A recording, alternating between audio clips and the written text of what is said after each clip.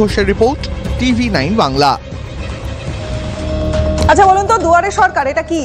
একটা সরকারি প্রকল্প, সরকারি প্রকল্পের একটা ক্যাম্প।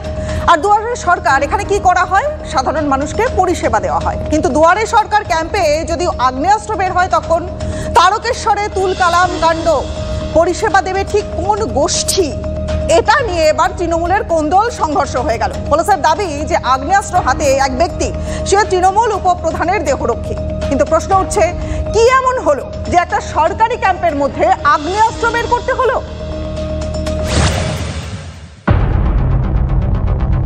দুয়ারে সরকারের ক্যাম্পেও রাজ্যের শাসক দলের দলাদলি। ক্যাম্পের নিয়ন্ত্রণ কার হাতে থাকবে তা নিয়েই তৃণমূলের দুই গোষ্ঠীর মধ্যে দ্বন্দ্ব। নাইটা মালপাহাড়পুর গ্রাম পঞ্চায়েতের একটি সরকারি স্কুলে শুরু হয়েছে দুয়ারে সরকার ক্যাম্প।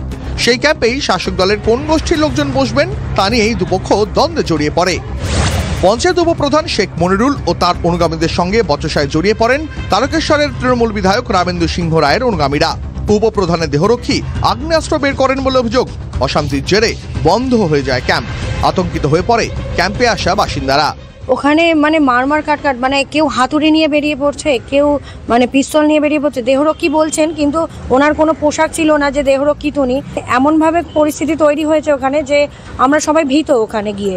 দুটো দল হয়ে গেছে, একই গোষ্ঠীর। তৃণমূলের? হ্যাঁ, তৃণমূলের। এই নিয়ে মারামারি হয়েছে। দুপক্ষই এসেছি, ওরা ও পাশে টেবিল পেটেছে, এ পাশে টেবিল ফেবিল সব ফেলে দিয়ে তোকরমুকর হয়।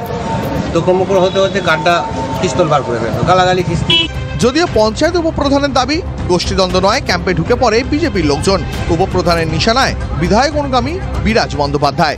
বিজেপির ছেলেগুলো আছে, তারা এসে ওখানে বসতে দেবে না আমাদের, একটা বিশৃঙ্খলা করার চেষ্টা করেছিল। তখন আমাকে ধাক্কাধাক্কি করতে যায়, আমার সিকিউরিটিকে ধাক্কা দেখে, তখন সিকিউরিটি নিজের আর্মস বাঁচাবার জন্য যে তার আর্মসটা না ছিনতাই হয়ে যায়, তখন সে আর্মসটাকে হাতে বের করে দেয়। যদিও বিরাজের দাবি তিনি সক্রিয় তৃণমূল কর্মী।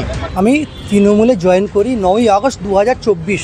আপনি একজন তৃণমূল কর্মী, এবং তার তথ্য প্রমাণ আপনি ব্লকে গেলে, জেলায় গেলে, রাজ্যে গেলে দেখতে পাবেন। এই দেখুন ছবি। প্রশাসন থাকা সত্ত্বেও কি করে একটা দেহরক্ষী পকেট থেকে তাক করে পিস্তল উঁচিয়ে সে পিস্তল মানুষের কবলে ঠেকায়। ঘটনাস্থলে পৌঁছয়ে পুলিশের বিশাল বাহিনী, অতিরিক্ত পুলিশ সুপারের হস্তক্ষেপে ফের ক্যাম্প শুরু হয়। হ্যাঁ, সব ঠিকই আছে। ছোটখাটো সমস্যা হয়েছিল, আসলাম, আসার পরে ভিতরে কোনো পলিটিক্যাল লোক থাকবে না। জয়েন্ট ভিডিওতে বললো কারা কারা থাকতে পারবে, তারাই থাকছে। স্যার, আর্মস ছিল তো তাদের কাছে? না, আর্মস একজন সিকিউরিটি। মানুষকে পরিষেবা দিতেও তৃণমূলের গোষ্ঠীদ্বন্দ্ব, এই নিয়ে কিন্তু কটাক্ষ করেছে বিরোধীরা।